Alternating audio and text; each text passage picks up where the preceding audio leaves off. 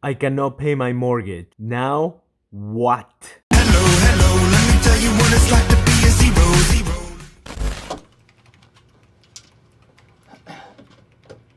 I declare bankruptcy!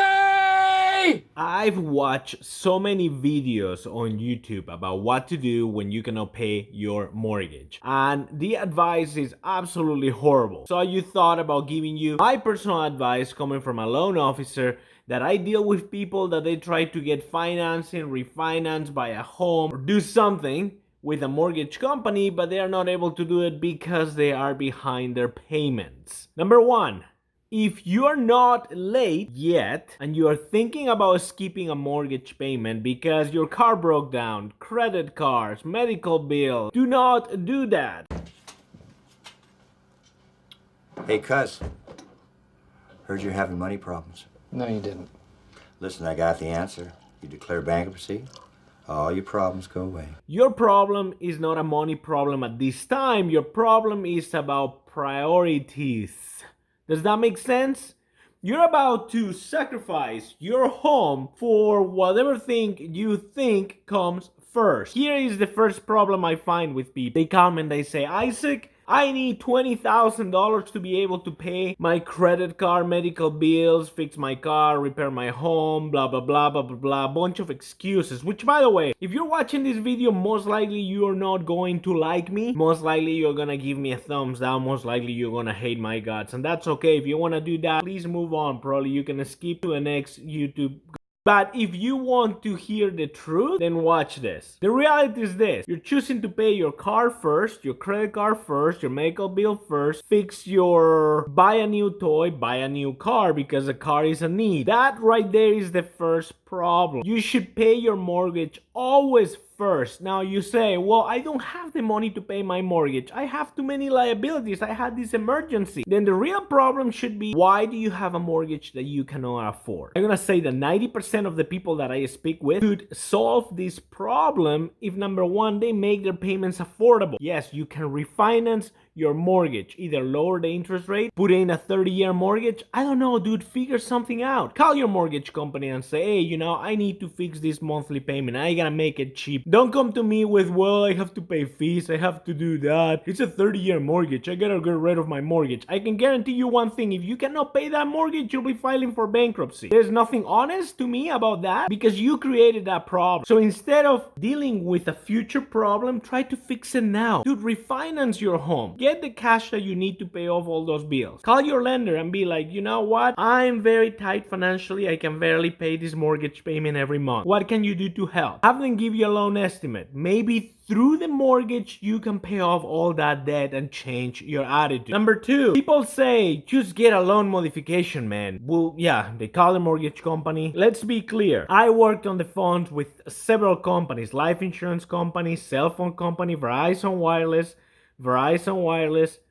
Did I say Verizon? How pathetic customer service is on the phone. It is sad. It is awful. It is horrible. Spectrum, are you listening to me? People don't help. Customer service should be called pain in the ass service. Hardly ever give you accurate information over the phone. So what do I mean with that? You call your lender, you call XYE, you call your attorney, they're gonna tell you, don't worry about it, son, daughter. All you gotta do is get a modification. The modification will take care of everything. Guess what? It will not. This is what I see. Hey, mortgage company, I need a modification on my mortgage. Some ding dong on the phone will say, don't worry about it, say all you gotta do is start making your mortgage payments. 4 months later, 5 months later, when you are deep down the hole because the money that you didn't pay, you spend. So now you have no money, you're behind your payments, you're probably in foreclosure, you're probably about to lose your home, and now you gotta be looking into Chapter 13 bankruptcy to probably, maybe, hopefully save your home. Bankruptcy, Michael, is nature's do-over.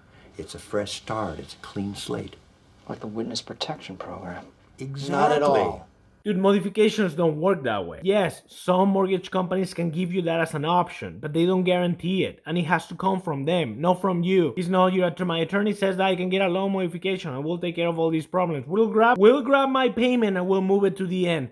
That will fix everything. Dude, you are wrong. Attorneys, most of them know nothing what they're talking about. They just have this self-righteousness feeling that they are right and they can tell you what to do. An attorney's job is to serve you, not the other way around. And especially if you talk to an attorney who doesn't specialize in the mortgage industry.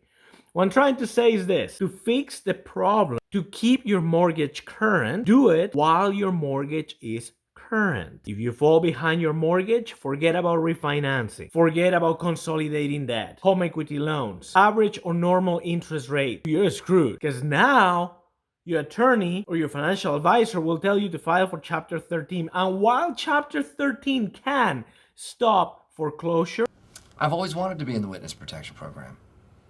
Fresh start. No debts, no baggage. I've already got my name picked out.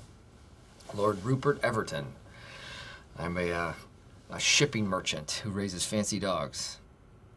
That's the life. mortgage companies cannot report you late to credit while in Chapter 13. Now you have 3 to 5 years of literally hell. You're going to be making payments to a trustee who's going to tell you how much you need to pay. Any financial decision, every financial decision will have to come through them. It's a position that you really don't want to be.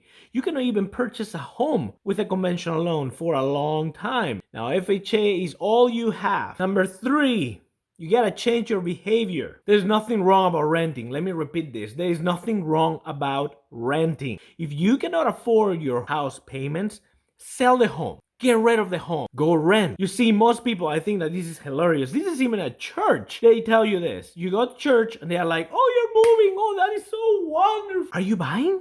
Is that your business if I'm buying or not? The reality is this: we have this idea that there is something wrong with renting. We have to have a mortgage because that's the American dream. Oh no, I cannot have a 30-year mortgage either because that's just wrong. Give me a 15. We have a lot of misconceptions. This is what I come across every single day. You gotta grow a backbone. You gotta learn how to say no to that vacation that you cannot afford. You gotta learn to say no to that car that you cannot afford. You gotta say no to that toy that you cannot afford. You gotta be able to use the money that you have so that they have babies, so that they have more and more babies, and more babies, so you can afford to buy things when the time comes. Otherwise, it's like a big snowball. You make an expense that you shouldn't make, then you pay for that for the next 5 years. After 5 years, you make another expense that you shouldn't make, and then you pay for that for the next 10 years. Then after 10 years, you make an expense that you shouldn't make, and then you pay that for your rest of your freaking life. I'm more than happy to make more videos about specific portions of this video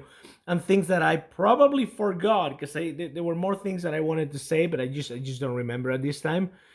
Thanks again for watching. My name is Isaac. I'm a loan officer in Cleveland, Ohio.